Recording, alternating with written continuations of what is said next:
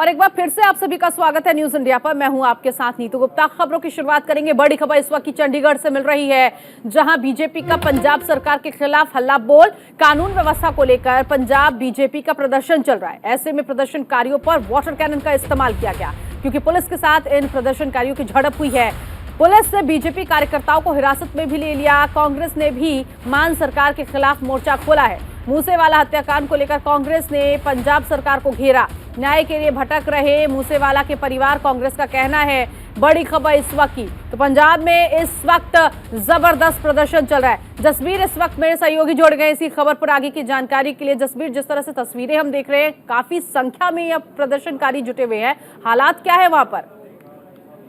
तो अभी अगर हम इस समय की बात करें तो अभी थोड़ी देर पहले ही वाटर कैनन और हल्का बल प्रयोग किया गया है और लाठीचार्ज भी किया गया। आपको बता दें कि बीजेपी ने पूरे पंजाब से जितने भी कार्यकर्ता हैं वो इकट्ठे हुए हैं और आज जितना भी बीजेपी के उन्होंने बोला है कि हम अगर सत्ता में दोबारा आने की कोशिश कर रहे हैं बीजेपी, और उनका कहना है कि पंजाब में लॉ एंड ऑर्डर की स्थिति बहुत बुरी हो चुकी है। और उन्होंने अजनाला का भी यहाँ पे जिक्र किया, क्योंकि अजनाला में एक थाने का उन्होंने जैसे ही अमृतपाल ने घेराव किया था उसको लेके भी उन्होंने कहा है कि ये बहुत बड़ा मामला है कि एक थाने का जो कि एक सिख समुदाय से ताल्लुक रखता है अमृतपाल, उसने थाने को घेराव किया या कल थाने के ऊपर कब्जा किया, जिसको लेके आज ये सारा पंजाब से बीजेपी के कार्यकर्ता इकट्ठे हुए हैं और उन्होंने भगवंत मान सरकार को घेरा है कि लॉ एंड ऑर्डर का स्थिति बहुत खराब है।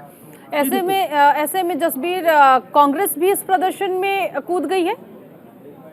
नहीं, अभी आज तो सिर्फ बीजेपी की है, पर अगर हम पंजाब की बात करें तो पंजाब को, क्योंकि आज विधानसभा का सत्र था और पंजाब में विधानसभा के बाहर ही बीजेपी ने ये प्रदर्शन किया है और कांग्रेस भी विधानसभा के अंदर अपना प्रदर्शन कर रही है। और पंजाब को कहीं ना कहीं पंजाब सरकार को दोनों ही घेरते नजर आ रहे हैं, क्योंकि पंजाब में आने वाले इलेक्शन जो 2024 में इलेक्शन आने वाले हैं और बीजेपी ने ऐलान कर दिया कि वो अकेले ही इलेक्शन लड़ेंगे। सो बीजेपी अपना जो पंजाब में उनका साथ खोया है उसको दोबारा हासिल करने के लिए और अपने कार्यकर्ताओं को एक्टिवेट करने के लिए आज ये प्रदर्शन किया है। ये प्रदर्शन कब से शुरू हुआ, कितने बजे से शुरू हुआ जसबीर?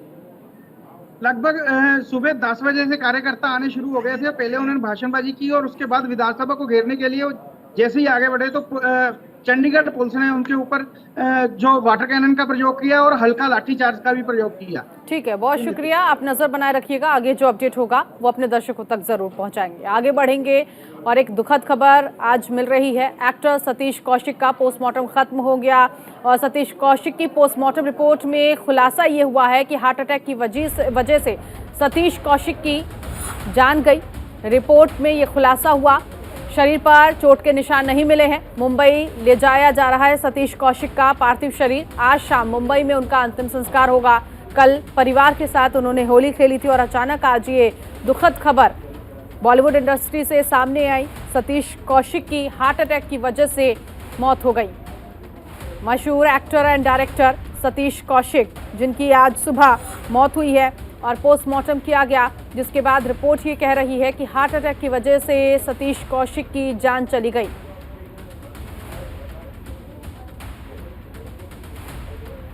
तो आज शाम मुंबई में अंतिम संस्कार किया जाएगा। सुबह सुबह जब ये खबर मिली, सतीश कौशिक के चाहने वाले सदमे में, हार्ट अटैक की वजह से सतीश कौशिक की जान गई और श्रद्धांजलियों का तांता लग गया।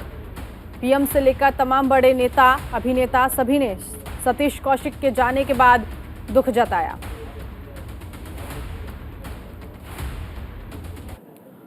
और सतीश कौशिक के निधन से जुड़ी एक और बड़ी खबर मिल रही है। मामले की जांच कर रही है दिल्ली पुलिस। सतीश कौशिक के रूटीन के बारे में जांच की जा रही है। बड़ी खबर इस वक्त की, क्योंकि जिस तरह से उनकी जान गई, हार्ट अटैक फिलहाल शुरुआती रिपोर्ट में कहा गया है, पोस्टमार्टम रिपोर्ट में, लेकिन दिल्ली पुलिस अपने तरीके से जांच कर रही है। अच्छा खासा इंसान चलता फिरता, और क्या वाकई हार्ट अटैक की वजह से जान गई है या फिर कुछ और? सतीश कौशिक का कैसा रूटीन रहा अभी तक, इसकी जांच की जाएगी। दिल्ली पुलिस इस पूरे मामले में जांच कर रही है।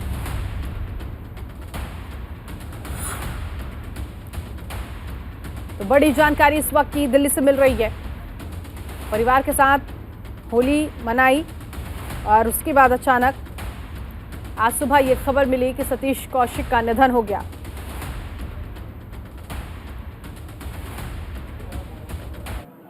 उधर सतीश कौशिक के निधन पर एक्टर अनुपम खेर और रजा मुराद ने दुख जताया है। सुनिए। बहुत ही मजाकिया किस्म के हर बात को मुस्कुराकर हंस के इस एटीट्यूड से लेना आई थिंक उनकी आदत थी। ज़िंदगी कैसे जिंदा दिली से जी जा सकती है वो कोई उनसे सीख सकता था। एंड ऐसे में उनका इस कम उम्र में चले जाना ये इसका मलाल पूरी ज़िंदगी रहेगा। As an actor he was an unbelievable brilliant actor. देखिए हम दोनों निम्न वर्गीय परिवार से आए हैं और हमने अपने बलबूते पर अपनी जो भी हमने मेहनत की है हम पहुँचे इस मुकाम तक।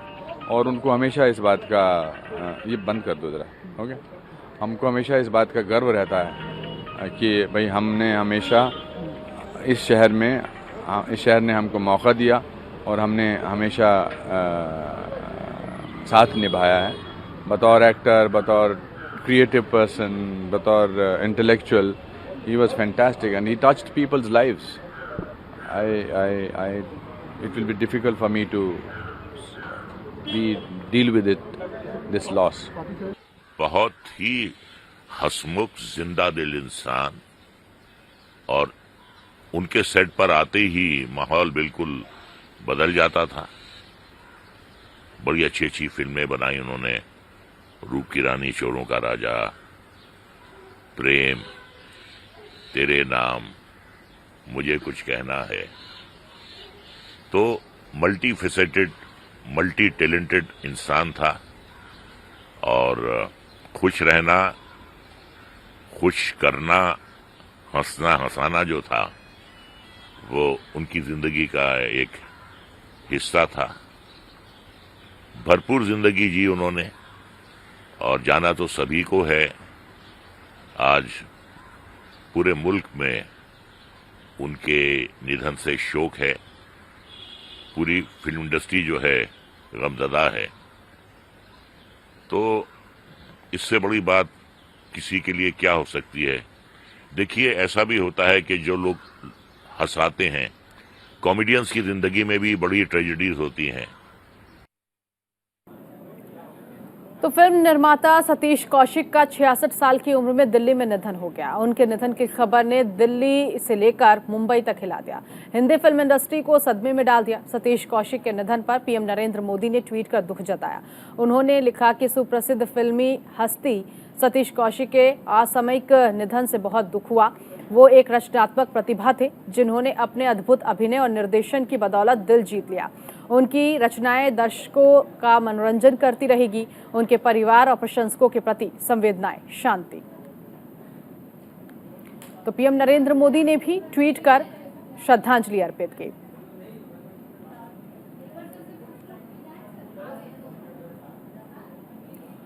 और अब आगे बढ़ेंगे जहां भारत और ऑस्ट्रेलिया के बीच खेली जा रही है बॉर्डर गावस्कर ट्रॉफी का चौथा टेस्ट मैच। आज से अहमदाबाद के नरेंद्र मोदी स्टेडियम में ये मैच शुरू हो गया। ये इस सीरीज का आखिरी मैच भी है और ये टीम इंडिया के लिए बेहद खास है। इस मैच के मायने और ज्यादा बढ़ गए हैं जब पीएम नरेंद्र मोदी और ऑस्ट्रेलियाई प्रधानमंत्री एंथनी अल्बनीज मैच देखने स्टेडियम पहुंचे। दोनों देशों के प्रधानमंत्रियों की मौजूदगी से मैच हाई प्रोफाइल बन गया। स्टेडियम में एंट्री से लेकर मैदान में खिलाड़ियों के साथ राष्ट्रगान में शामिल होने तक दोनों प्रधानमंत्री जोश में दिखे और अपने देश के प्रमुखों को जोश में देख खिलाड़ियों का हौसला भी बढ़ाया। दोनों देशों के प्रधानमंत्रियों ने करीब 1.5 घंटे तक मैदान में मैच देखा और उसके बाद फिर वो वहां से रवाना हो गए।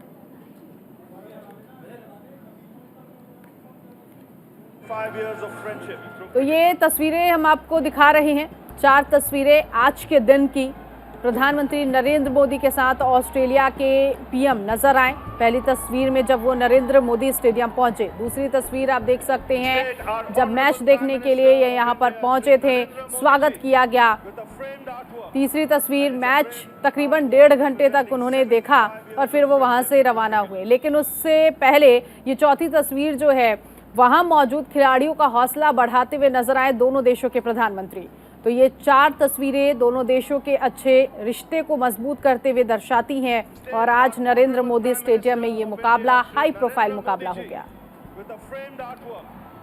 a frame artwork representing 7.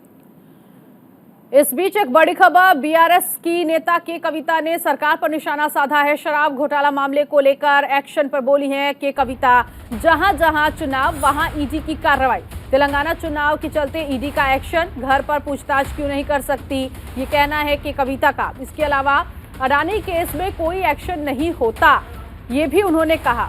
तो जिस तरह से ईडी की कार्रवाई तेलंगाना में हुई, इसको लेकर अब के कविता सामने नजर आई, क्योंकि उनका नाम भी शराब घोटाला मामले में आया है। ऐसे में के कविता ने कहा अडानी मामले में कोई एक्शन नहीं हुआ और जहां जहां चुनाव होते हैं वहां पर सरकार जांच और छापेमारी करवा देती है, ऐसा कहना है के कविता का।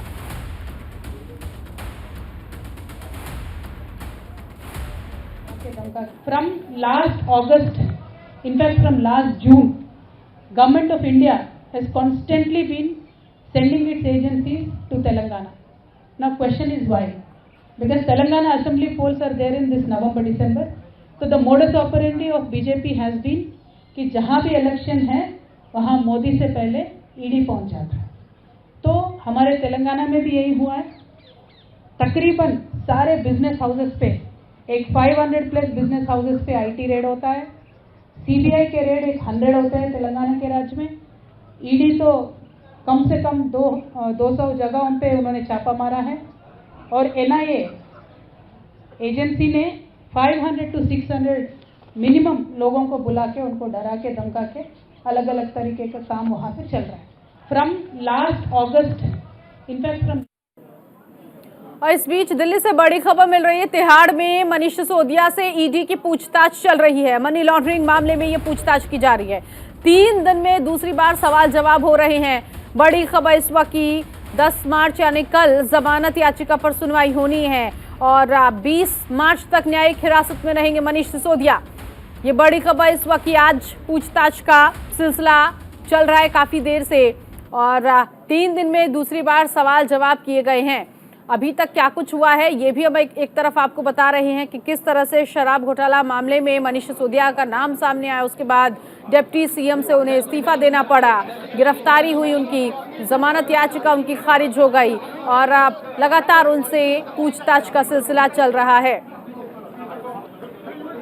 तो अब तक क्या कुछ हुआ है ये तमाम बड़ी बातें आप तक पहुंचाई जा रही है। 26 फरवरी 2023 मनीष सिसोदिया का ये पूरा मामला शराब घोटाले को लेकर सामने आया था। 5 दिन की सीबीआई रिमांड पर उन्हें 27 फरवरी को लिया गया। 4 मार्च 2 दिन के लिए रिमांड बढ़ गई थी सीबीआई की। 6 मार्च सिसोदिया को न्यायिक हिरासत में भेजा गया। इसके अलावा 7 मार्च सिसोदिया से ईडी की पूछताछ फिर से हुई है। कई और सवाल जवाब किए गए। 17 अक्टूबर 2022 सिसोदिया से 9 घंटे इससे पहले पूछताछ हुई थी। 19 फरवरी 2023 पेश नहीं हुए थे सिसोदिया, उन्होंने बजट का हवाला दिया था। 26 फरवरी 2023 सिसोदिया गिरफ्तार किए गए। और यहाँ रुकेंगे एक छोटे से ब्रेक के लिए, फौरन हाजिर होंगे कुछ और खबरों के साथ। ब्रेक के बाद आगे बढ़ेंगे जहां आम आदमी पार्टी लगातार बीजेपी पर आरोप लगा रही है कि जेल में मनीष सिसोदिया की जान को खतरा है और इसकी साजिश बीजेपी रच रही है।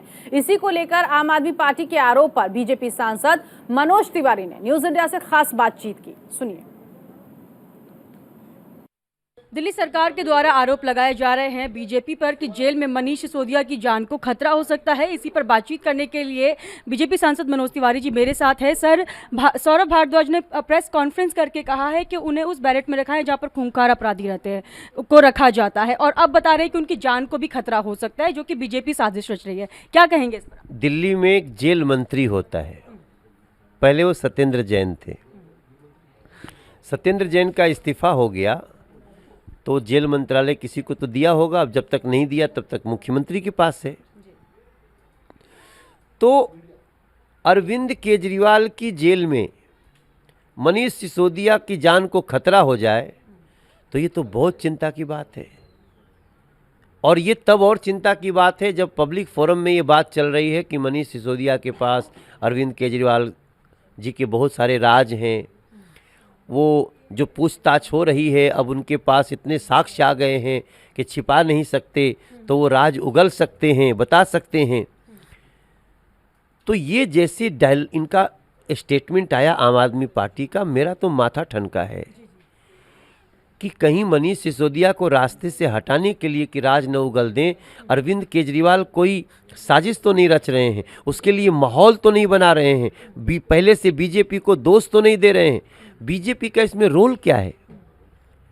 जेल आपकी, जेल मंत्री आपका, इसलिए जेल आपकी और सारी व्यवस्था आपकी, उसके बाद भी मनीष सिसोदिया को खतरा हो जाए, इसमें मुझे लग रहा है कि कोई साजिश हो रही है और इस साजिश से बचाने के लिए मनीष सिसोदिया को पूरी तरह से सिक्योर्ड रखने की जेल प्रशासन को आवश्यकता है। हमारे साथ मनोज तिवारी जी, उन्होंने साफ तौर पर कहा है कि मनीष सिसोदिया की जान को खतरा है। जिस तरीके के आरोप आम आदमी पार्टी बीजेपी पर लगा रही है, तो यहाँ पर अरविंद केजरीवाल अपना फेलियर दिखा रहे हैं और शायद कुछ ऐसी साजिश रच रहे हैं जिससे कि मनीष सिसोदिया को जो उनके राज पता है वो सबके सामने ना आ जाए। कैमरा पर्सन गोपाल के साथ मैं मनीषा, न्यूज़ इंडिया। और इस बीच एक बड़ी खबर आपको बता दें, कांग्रेस अधिवेशन के बाद पार्टी में बड़े बदलाव होंगे। जल्द किया जाएगा CWC का गठन, क्योंकि ये संकेत मिल चुका है कि इस CWC का गठन जब होगा तो कई राज्यों के प्रदेश अध्यक्ष और प्रभारी बदल दिए जाएंगे। बड़ी खबर इस वक्त की, छत्तीसगढ़ के रायपुर में कांग्रेस अधिवेशन हुआ। 3 दिन का कांग्रेस अधिवेशन जिसमें कई बड़े बदलाव को लेकर चर्चा की गई और विधानसभा चुनाव जो कि बाकी राज्यों में बचे हुए हैं, इसके अलावा लोकसभा चुनाव, इन दोनों चुनावों को लेकर मंथन किया गया। इन दोनों चुनावों के मद्देनजर अब ऐसे में कांग्रेस CWC का गठन करके कई प्रभारियों को बदलने की तैयारी में है। इसके अलावा कई राज्यों के प्रदेश अध्यक्ष भी बदले जाएंगे और माना जा रहा है कि जब बदलाव होगा कांग्रेस में तो कई बड़ी जिम्मेदारियां बड़े नेताओं को मिलेंगे, अध्यक्ष के तौर पर या तो प्रभारी के तौर पर। तो ये बड़ी खबर इस वक्त की कि जल्द किया जाएगा CWC का गठन, जिसका संकेत मिल चुका है। कांग्रेस अधिवेशन के बाद कई राज्यों के प्रदेश अध्यक्ष इस CWC के गठन के बाद बदल दिए जाएंगे, प्रभारी भी बदले जाएंगे।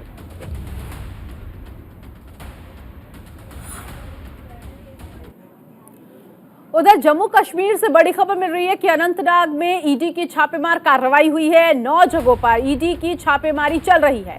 ये बड़ी जानकारी इस वक्त की जम्मू कश्मीर के अनंतनाग से मिल रही है, जहां यहां भी ईडी की टीम पहुंची है। 9 ठिकानों पर ईडी ने दबिश दी है। ये बड़ी जानकारी इस वक्त की, और सुबह से ही ईडी की रेड अलग अलग जगहों पर चल रही है। जम्मू कश्मीर के अनंतनाग के अलग अलग ठिकानों पर ईडी की छापेमार कार्रवाई सुबह से जारी है। उधर झारखंड के रांची में बीजेपी के प्रतिनिधिमंडल ने ईडी जोनल ऑफिस को ज्ञापन सौंपा है, जिसमें सीएम सोरेन के पूर्व प्रधान सचिव राजीव अरुण एक्का के खिलाफ कार्रवाई की मांग की गई। इससे पहले प्रदेश बीजेपी ने इससे संबंधित ज्ञापन राज्यपाल को सौंपा था। दरअसल कुछ दिन पहले बीजेपी विधायक दल के नेता और पूर्व मुख्यमंत्री बाबूलाल मरांडी ने बिल्डर विशाल चौधरी के आवास पर प्रधान सचिव का फाइलों का निपटारा करते हुए वीडियो जारी किया था और उन्हें हटाने की मांग की थी।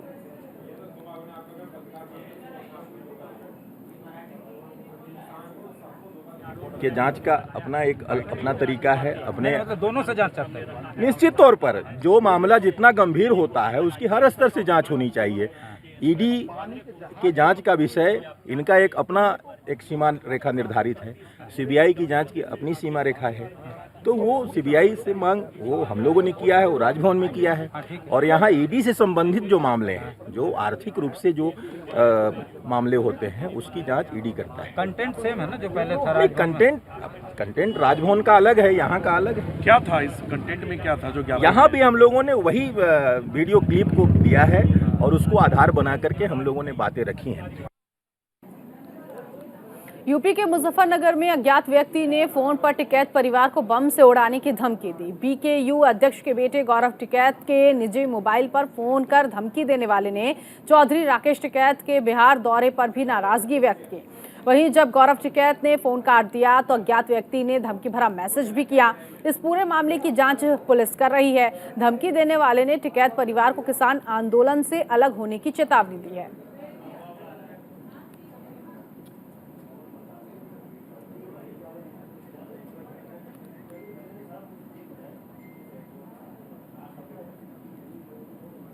राष्ट्रपति द्रौपदी मुर्मू 1 दिवसीय दौरे पर अमृतसर पहुंची। एयरपोर्ट पर सीएम भगवंत मान और गवर्नर बनवारी लाल पुरोहित ने उनका स्वागत किया। राष्ट्रपति एक दिन अमृतसर में ही रुकेंगी। इसके बाद उन्होंने श्री हरमिंदर साहिब में माथा टेका। राष्ट्रपति का पदभार संभालने के बाद मुर्मू का अमृतसर में ये पहला दौरा है। इसके साथ ही राष्ट्रपति राम तीर्थ माथा टेकने के बाद यहां से रवाना होंगे। और ये तस्वीरें आप सीधे तौर पर राष्ट्रपति द्रौपदी मुर्मू की देख सकते हैं। अमृतसर का 1 दिवसीय दौरा है, ऐसे में यहाँ पर गुरुद्वारे में माथा टेकने के लिए पहुंची हैं हरमिंदर साहिब गुरुद्वारा, जहां पर माथा टेकने के लिए राष्ट्रपति द्रौपदी मुर्मू। और अमृतसर का ये भी प्रसिद्ध गुरुद्वारा है। स्वर्ण मंदिर के बाद यहाँ पर काफ़ी प्रसिद्ध हरमिंदर साहिब गुरुद्वारा, जहां राष्ट्रपति पहुंची हैं। तो 1 दिन का दौरा राष्ट्रपति द्रौपदी मुर्मू का।